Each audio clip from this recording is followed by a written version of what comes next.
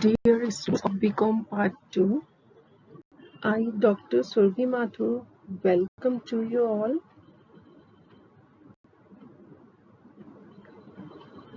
We are going to study on the topic dividend policy.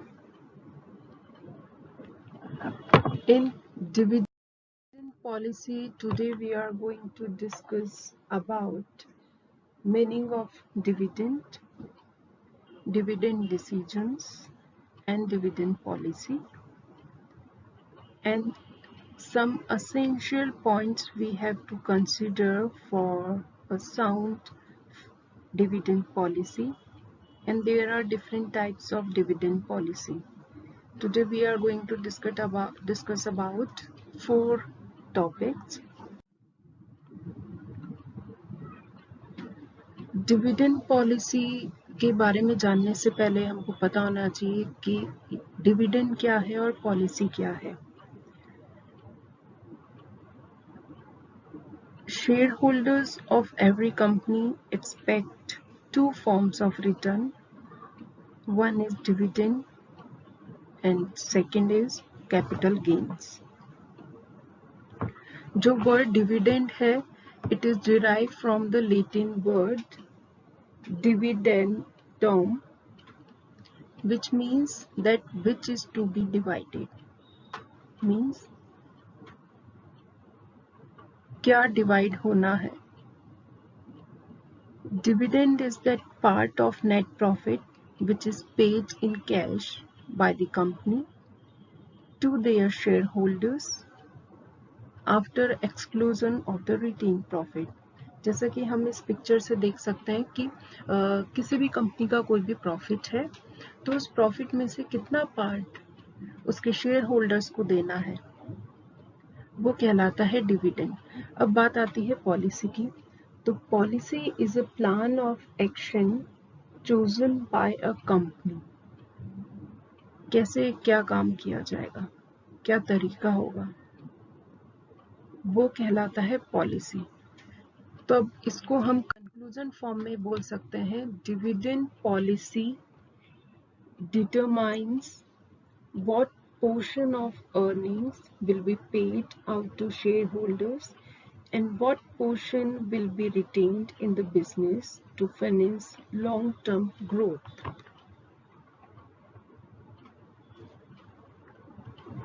तो dividend policy में कुछ बातें हैं और डिविडेंड जब डिक्लेयर किया जाता है तो एक कंपनी को 3 मेन बात कंसीडर करनी होती है.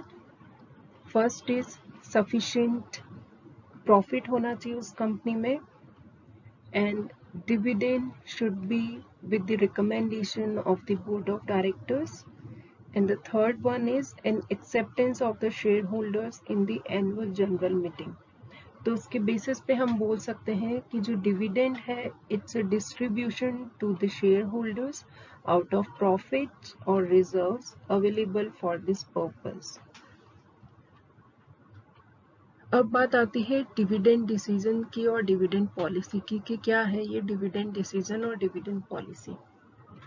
Dividend decision is the determination of the percentage of earnings which is to be paid by a company in the form of cash to their shareholders as a dividend, and the percentage of earnings to be retained by it for the financing their long term growth. एक company के share holders को कितना percentage dividend देना है और earning में से कुछ परसेंटेज निकालना है जो कि उस कंपनी की लॉन्ग टर्म ग्रोथ के लिए रिक्वायर्ड है. ये जो डिसीजन है उसको बोलते हैं डिविडेंड डिसीजन. डिविडेंड पॉलिसी जैसे मैंने आपको पहले ही बता दिया था. The dividend policy determines the division of earnings between pay out to the share holders and retain earnings. Dividend policy को फ्रेम आउट करने के लिए कुछ एसेंशियल थिंग्स हैं जिनको कंसीडर किया जाता है. तो for a sound dividend policy Dividend policy is a long-term policy that aims in maximization of shareholders' wealth, और इसको डिटरमाइन करने के लिए कुछ एलिमेंट्स है जिनको कंसीडर किया जाता है. One element is distribution of dividend in cash. Dividend policy के थ्रू जो डिविडेंड डिस्ट्रीब्यूट किया जाता है, which will be good only when dividends are paid in cash. अगर प्रॉपर्टी फॉर्म में, बॉन्ड फॉर्म में अगर डिविडेंड पे किया जाता है तो it will B not considered good. Next है इनिशियल लोअर डिविडेंड, कि इनिशियली जब डिविडेंड पे किया जाता है तो उसकी जो रेट है वो लोअर रहनी चाहिए, उसकी रेट है वो कम रहनी चाहिए. Cause a company should declare dividend at low rate so that a substantial part of the profit is available as a source of internal financing. और ये कंपनी के फाइनेंशियल पोजीशन को स्ट्रेंथन प्रोवाइड करते हैं. और इनिशियली अगर company अपने dividend को लोअर रखती है तो वो कंपनी की एक्सपेंशन और डेवलपमेंट के लिए हेल्पफुल रहते हैं. तो there for the rate of dividend should be increased gradually as the company prospers, जो कि थर्ड पॉइंट से रिलेट करता है. gradual increase in dividend. With the increase in price level, the income of the company also increases and the shareholders expect similar increase in their income. So if there are super profits in any particular year, then extra dividend or interim dividend may be declared. So it will be beneficial अगर किसी company का जो dividend है gradually increase होता है, means धीरे धीरे increase होता है. तो नेक्स्ट है stability. Stability of dividend means there should not be too much fluctuation in the rate of dividend. Rate of dividend में इतना ज़्यादा फ्लक्चुएशन नहीं होना चाहिए, क्योंकि अगर हमने शुरू में high rate of dividend pay करा है तो फ्यूचर एक्सपेक्टेशन इंक्रीज हो जाएगी जो शेयर होल्डर्स की है. और अगर स्टेबल रहेगा तो वो हैवी फ्लक्चुएशन या इन फ्यूचर कोई भी प्रॉब्लम आती है, इन फ्यूचर हो सकता है लॉस की सिचुएशन भी आए, तो उस टाइम शेयर होल्डर्स को एक्सपेक्टेशन नहीं रहेगी ज़्यादा. तो it will be helpful to consider better than heavy fluctuation. Next and last, dividend out of earn profit. जो डिविडेंड है वो जितना भी प्रॉफिट अर्न किया जाता है उसमें से पे किया जाता है. If there is loss in the profit and loss account, it should be written off and then dividend should be declared out of remaining profits.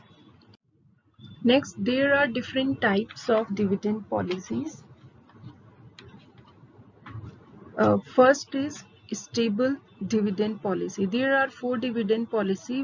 One is a stable dividend policy, second is regular dividend policy, third is irregular, and the fourth is no dividend policy.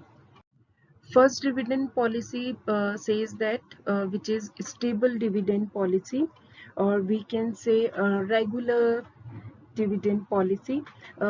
Stability of dividend means जैसा हमने अभी essentials of sound dividend policy में पढ़ा था कि stability should be there. तो stability of dividend means uniformity और absence of variability in dividend payments. When the management of a company follows this policy to pay dividend at a fixed rate and they maintain it for all the times to come regardless of fluctuation in the level of its earning, and उसको हम बोलेंगे stable dividend policy अगर stability होगी. और जो stable dividend policy है वो दो डिफरेंट वेज से डिस्क्राइब की जा सकती है. फर्स्ट है कांस्टेंट डिविडेंड पर शेयर, जिसको बोलते हैं कि a company pays a certain fixed amount per share by way of dividend. एक सर्टेन अमाउंट फिक्स कर देती है पर शेयर की कि इतना ही डिविडेंड मिलेगा.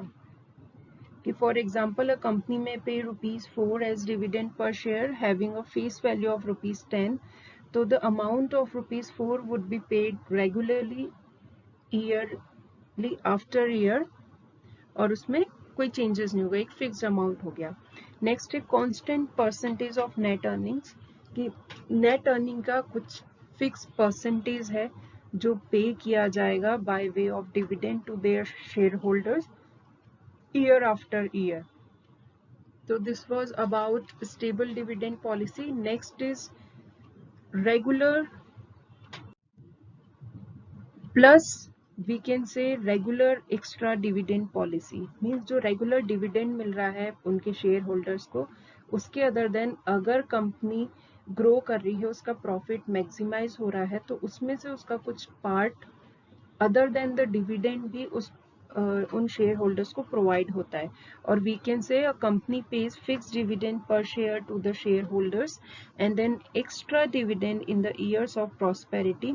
और जो इसमें एक्स्ट्रा है, extra is used in connection with the payment to tell the share holders that is extra and may not be maintained in the future.